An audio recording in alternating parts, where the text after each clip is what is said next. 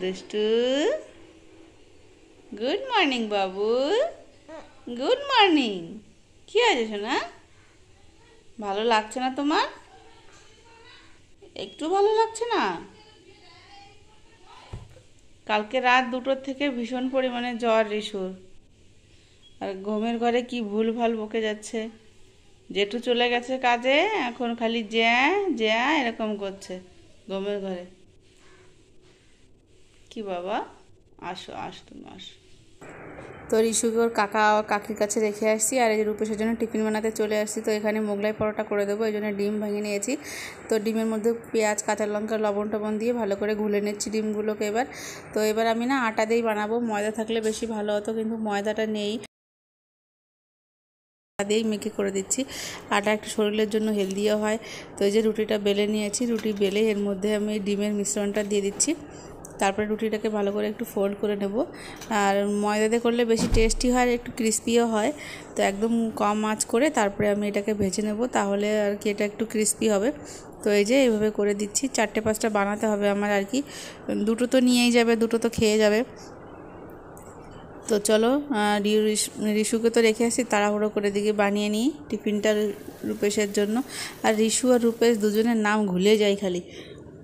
তো এই যে একদম কম আঁচ করে ভাজতে হবে, কিন্তু নয়তো ভিতরের ডিম কাঁচা থেকে যাবে। এই জন্য হালকা আঁচ করে একদম ধীরে ধীরে ধীরে ধীরে করে জিনিসটাকে ভেজে নিতে হবে। তো চলো ভেজে নেওয়া যাক। এই দেখো একদম লাল লাল করে ভেজে নিয়েছি আমি। আর যখন ডিমটা ভালোভাবে হয়ে যায় ভেতর থেকে, তখন এরকম ফুলে ফেটে যেতে থাকে একটু উপর থেকে, তাহলে বোঝা যায় যে ভিতরটা কমপ্লিট হয়ে গেছে একদম। দেখো উপরটা আমার হালকা ফেটে গেছে, তো এর মানে আমার ভিতরে কমপ্লিট একদম ডিমটা। তো রূপেশ খেয়ে দিয়ে চলে আসছে রাস্তায় বাইকে নিয়ে।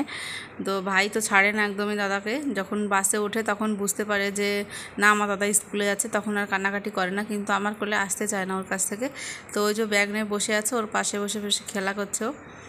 তো শরীরটা বেশি ভালো নেই, তো জ্বর আসছে হালকা হালকা, জানি না কি, ডাক্তারের কাছে নেবো না এখনও, ওর বাবা ওষুধ দিয়েছে, ওইগুলো খাওয়াই, তারপরে নিয়ে যাবো ওখানে যদি বেশি হয়। তো এই যে ভাইয়ের সঙ্গে খেলা করতে করতে রূপেশের বাসটা চলে আসছে, ও যে দূর থেকে দেখা যাচ্ছে হলুদ কালারের বাস, কিন্তু রূপেশ ভিডিও করতে দেয় না। আর এদিকে চলে আসছে একদম দুপুরবেলা কিচেনে। তো ডুমুর রান্না করা হবে, এই জন্য ডুমুরকে সিদ্ধ বসিয়ে দিয়েছি। আর এদিকে মশলাপাতিটা মিক্সি করে নিচ্ছি। তো এখানে জিরে, লঙ্কা, আদা সব কিছু দেওয়া হয়ে গেছে। তারপরে সব কিছু দিয়ে পেস্ট করে তারপরে একটু লাস্টে পেঁয়াজ দিয়ে বেটে নামিয়ে নিলাম। আর এদিকে ডুমুরগুলো সিদ্ধ হয়ে গেছে, ভালো করে ছেঁকে নেব।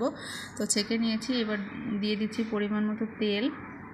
এই সব রান্না না একটু তেলের পরিমাণটা বেশি লাগে, তাহলেই বেশি কালারটাও দেখতে সুন্দর হয়, খেতেও ভীষণ ভালো লাগে। তো এই তেলটা ভালো করে গরম করে এর মধ্যে দিয়ে দিলাম জিরে, তেজপাতা। তারপর জিরে, তেজপাতা একটু লাল লাল করে ভেজে নিয়ে তারপরে এর মধ্যে দিয়ে দিলাম আলু। আলুগুলোকে পুরোপুরি ভাজবো না, অল্প একটু ভেজে নিলাম আর কি, নেড়ে নিলাম। তারপরে দিয়ে দিলাম পরিমাণ মতো হলুদ লবণ দিয়ে একটু নেড়ে নেব। তারপরে এই যে সব মশলাগুলো ঢেলে দিচ্ছি। এবার মশলাটাকে একটু ভালো করে কষিয়ে নেব, একদম পুরোপুরি কমপ্লিট করে কষানোর দরকার নেই, কারণ ডুমুরের সঙ্গে ঢেকে ঢেকে ওকে আবার কষিয়ে নিতে হবে ভালো করে, তাহলেই কিন্তু টেস্ট হবে। তো এই যে আলুর সঙ্গে একটু কষিয়ে নিয়েছি, এবার সিদ্ধ ডুমুরগুলোকে ঢেলে দিলাম।